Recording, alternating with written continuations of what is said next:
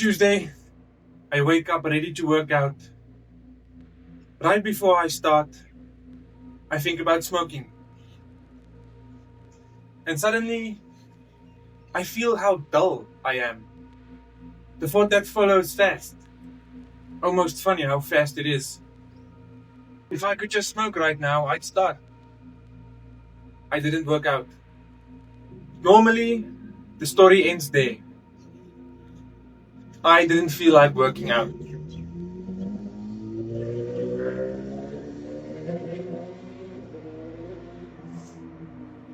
And technically, that's true. But it skips everything that happened before. Because if I slow down, there's actually a sequence. Thought, feeling, urge, behavior. 4 things in a row in about 6 seconds. And I almost missed it all.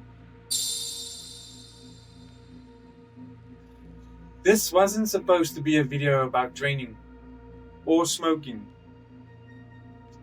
The question I started with was simpler than that, and I think I underestimated it.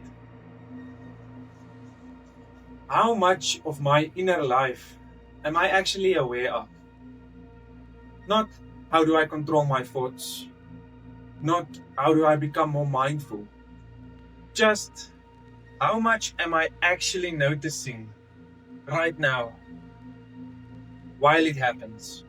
Monday, I smoked whenever I wanted. It was a holiday, so no rules.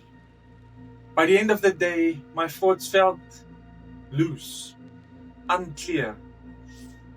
Nothing dramatic, just harder to hold on to. So Tuesday, I didn't smoke, and that's when the training thing happened. Then something else happened later at work. Before my boss even asks me where I've been, I've already had a conversation with her. Her question, my answer, even the stupid joke I'd make if it landed right. She wasn't there yet, but the conversation was already finished in my head. And that's a different thing from the smoking sequence. That's not an urge leading to a behavior. That's my mind running a simulation that nobody asked for. Writing a dialogue for a scene that hasn't happened. For a person who isn't even in the room. Which raises the actual question underneath the question. How much of my mental life is happening before I even notice it is happening? So that afternoon, I try something. I try and catch my mind wandering. Just watch it and see where it goes. But I can't. I can't catch it wandering. So I start listing what's actually there. No smoking, my workout, my girl, our future, song stuck in my head that I didn't choose. And for a second I thought, okay, I was present. But sit with that list for a second. That's not nothing happening. That's where my mind naturally goes. And when I look back at what I kept noticing throughout the week, I saw a pattern.